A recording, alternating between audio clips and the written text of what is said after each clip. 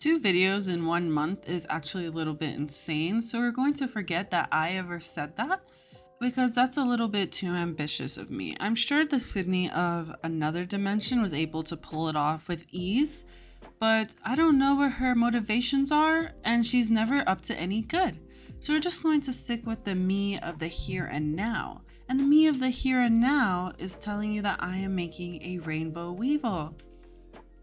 But I'm going to deceive you one more time and let you know that I actually have no fucking clue if this is the Rainbow Weevil or not. It's a strong hypothesis, a very good guesstimate on my part to tell you that, yeah, I'm assuming it's a Rainbow Weevil simply because there are 97,000 different types of Weevil. I can tell you this is the Pachyrhynchus genus. That's what we can narrow it down to. But from the bottom of my heart, I'm just going to say it's a Rainbow Weevil, and we're just going to cross our fingers and hope for the best that I'm right.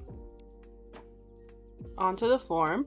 The Rainbow Weevil has a very distinct form, which I find very, very exciting because it's unlike any bug that I've created thus far. And what I mean by that is if you were to look at it from the top view, it has a very regular oval form that isn't too much of a deviation from other bugs, you know, it's not too crazy. But if you turn it on its side, it's round in a way that's almost like the hills from The Sound of Music. And when you get to the second hill, it just slopes. There's no discernible difference between the second hill and the head. It just slopes directly into it and creates the snout, the long snout that the Weevil has. It kind of reminds me of a cross between Jar Jar Binks and a pear, if that makes sense. It really reminds me, if we're talking about Star Wars, it really reminds me of that thing, the weird like cow looking thing that Anakin was like jumping on when he and Padme Amidala were in a garden that one time, and it nearly like tramples him. This was in the second Star Wars movie.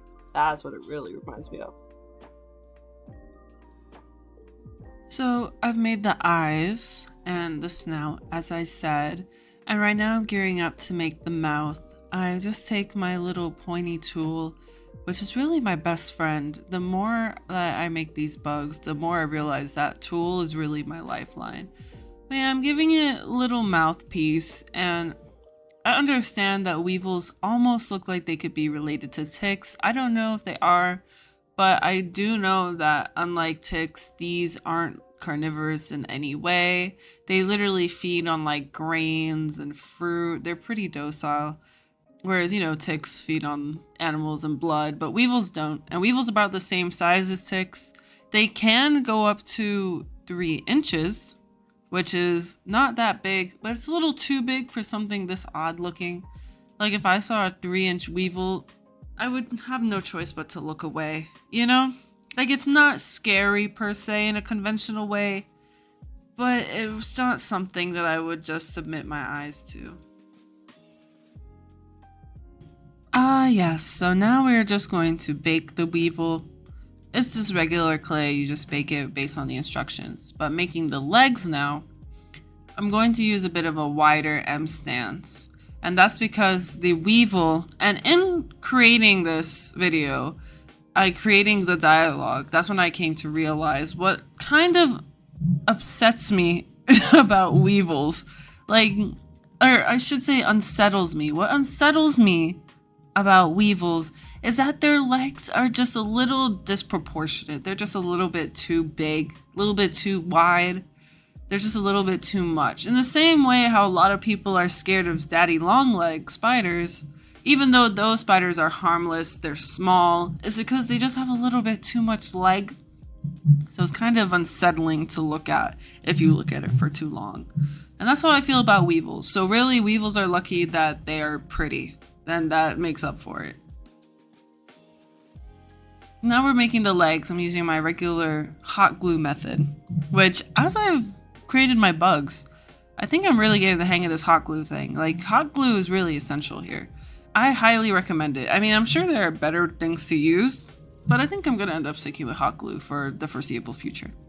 And right now, I am doing my best to make their feet, if you will, because they have very distinct feet that's different from others. I'm not going to say weevils are the only bugs that have this kind of feet. I don't know for sure, but this is the first time I've seen it personally. And when it comes to making the feet, it does take just like a little bit of finesse. Only because I had to really break it up into steps, you know? So I'd make the legs and then I'd make a little bit of the feet, you know? As you can see, I'd use like a bead method. I make a bead out of hot glue and then I would move on. I'd make it dry. And then here is where I take my mom's cuticle nipper and basically render the cuticle nipper unusable for humans and only usable for pulling these little stringy bits off the bug. I had to finesse the legs a little bit because first, I don't think I've actually ever gone into it, but when I make these legs out of hot glue, I have to spin it around multiple times and come at it at multiple angles, only because if I were to keep it, let's say if I keep it on the table and did it, then it would kind of make a dip because then the hot glue would kind of sink. So I spin it around and go at it from multiple angles. So there's some sort of like uniformity, if that makes sense. This is a perfect example of how I do the feet. So I make one bead.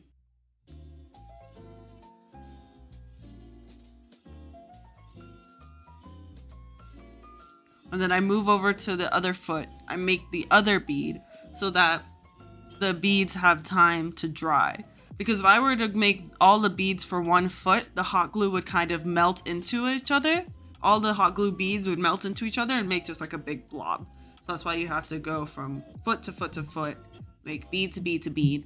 So that way they stay nice and round. And then same with the legs. So I do the thigh of the bug and then I do the feet area of the bug. And then I go to the middle area so that again, it doesn't blend into each other. And there I was trying to like make it as thin as possible. So I'd put it on and then I try to melt it down a little bit, which kind of worked. On to the second act of the video. This is where we move on from making the form of the bug to making the paint job. So I'm just going to start off by giving it a base coat of black.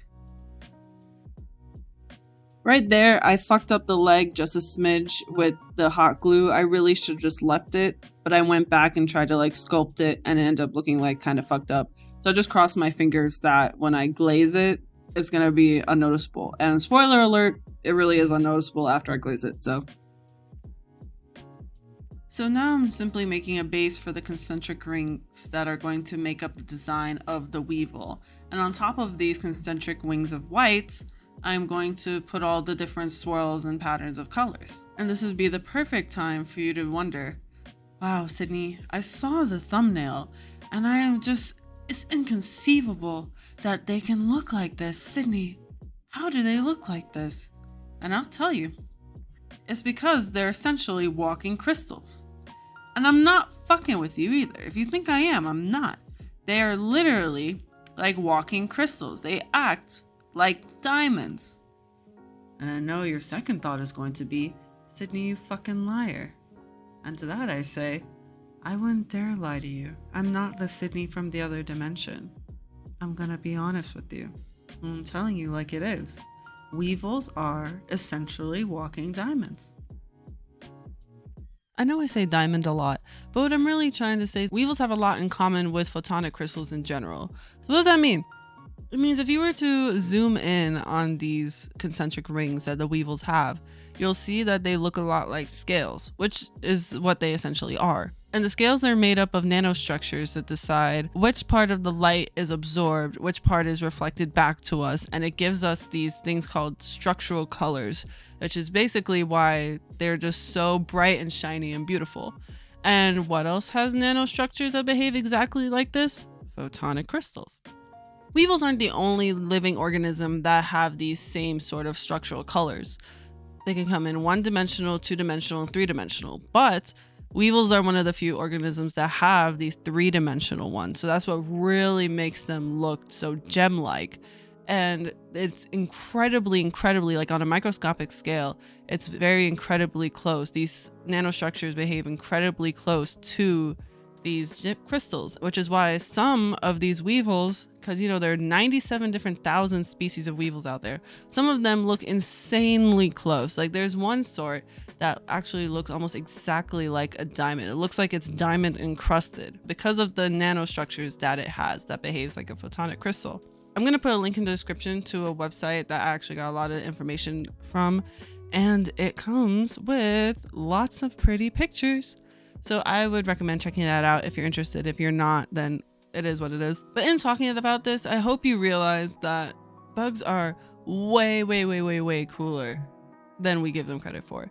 And I hope through things like this and through my videos in general, you gain the same sort of appreciation that I have for them, because they really are just totally rad. Okay, anyways, what you see me doing there is that I fucked up. So I actually went over what I originally did with, and I basically erased it. Like I went over it again with another like base of white, and I essentially went and bought new paints because it just wasn't coming out like I thought it was. It wasn't blending like I thought it was. So I actually went and I bought metallics, and the metallics worked. It was hard because I had to, I had to make them blend into each other in a way that looks normal, it looks natural. So it was a bit of a, took multiple tries. It took multiple tries, but I don't mind. That's a part of the challenge for me. It's a part of creating art. You can't always nail it the first time. And if you nailed it the first time, it wouldn't even be that interesting in the first place. But yeah, so here I am with the metallic paint. I'm just putting it little by little, adding just a dab of one color and a dab of the other color, blending it together and hoping for the best. I tried to make it not as haphazard though. If you can see with the three first rings that I did, it kind of starts in the middle, if that makes sense. So it almost forms its own ring of red and then goes outwards to the other colors. So all of the Cheerios, if you will, all of the circles connect in that way. So I tried to make it look not haphazard, not like it was just I put the colors anywhere. I tried to look like there was a bit of a color shift and not something that I just slapped on willy-nilly. Since this part's going to play out for just a little smidge, I have a wee bit of time to address that. In doing this bug, I think that the paint job is immaculate. I think it's wonderful. I think it was a great challenge, obviously, and I think it came out really well. I think I implemented the challenge well, blah, blah, blah, blah, enough jerking myself off. One thing that I would do differently, and I'm going to do differently with my bugs, I'm going to put more highlights in. Because when I went to take the pictures, which you'll see when we get to the picture portion of the video, everything just kind of blends in. It's like the entire bug is black. There's no differentiation. There's no shadows. There's no highlights. There's nothing. It's just black and then the beautiful rings. So for my next bug, and every bug after this, I'm going to put more emphasis on adding highlights to the joints and to the eyes and things like that to give it more depth. So that's going to be my character growth from here on out. On to my favorite part. Oh my gosh. I know people overuse the word satisfying now, like everything is just so satisfying, but no, this really is so satisfying. I was waiting for this part. I was lying in wait. I was doing every single circle, counting down the moments that I could finally clean up these edges. Oh my gosh, it was all I could fantasize about. Anyways, apart from me being crazy, adding this, it just cleans it up. It makes it so pristine, It really elevates it to another level, if you ask me. I am geeking out hard on it, but I think it's worth it. And I'm actually going to show you a comparison. That's how hard I'm going to geek out on it.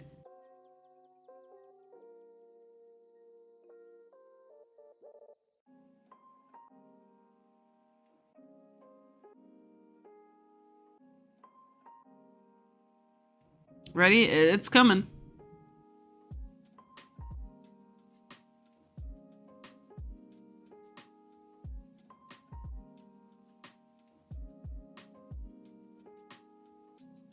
I'm gonna do it. No, I really am.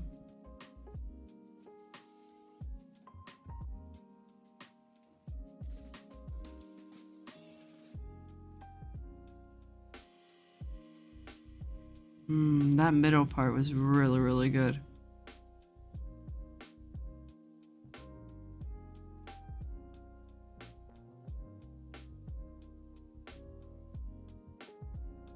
Oh, see? Look at that. And then look at that. Doesn't that just really sell it? Back to our regularly scheduled programming. Shout out to Dragonfly Glaze, because this ain't do shit for real. This rainbow spectrum didn't do fuck all. I put it on and it was like nothing at all. All of the other ones, I rep it hard. You've seen me, I use the blue-green shift on my Atlas Beetle, and I use the blue-purple shift on my Elaphrus Beetle, and that shit's good. This rainbow one did fuck all. Anyways, moving on. So here I am making the scales. As I said, if you zoom in, these are really just scales. So I went in around the very edge with a regular Sharpie, and then I went and gave even finer spots with my little fine liner to give just a little bit of depth there, you know, a little bit of differentiation, if you will, between the scales. Thicken the thin, really add a strong visual contrast that sells the idea that these are scales. So I'm really glad that I put those in. And the Sharpie, I know it looks really much darker than the black paint, but after I glaze it, it blends in pretty well. The only thing is though, after I glaze it, it's going to smudge just a little bit. So if you're going to do this, I would recommend either switching to just painting it with a very, very thin line, or I would switch to painting it with a very, very thin paintbrush, or just like waiting like a day for it to dry completely, because I was so excited to finish this bug that I simply just did not. I did not wait at all, and I went straight to glazing. So it smudged just a little bit, but not enough that I was like clawing my eyes out over it. You know, you can only really see if you really looked, like if you really held it up to your eyes and looked. So now we've reached the glazing portion of the video, and I just wanted to say, psych! It's not actually the end this time, because we got to do the antenna.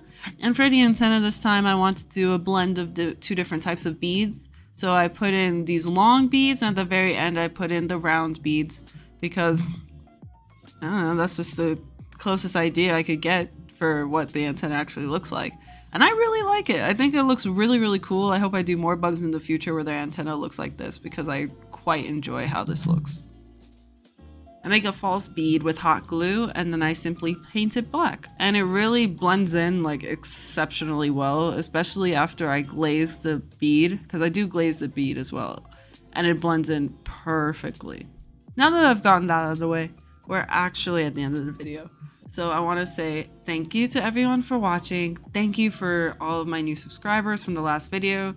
Thanks for getting me to 600 views on my spider video. That's now my most watched video so far. So thank you so much. Let me know what I should name the Weevil in the comments, and I'll see you for the next one. Goodbye.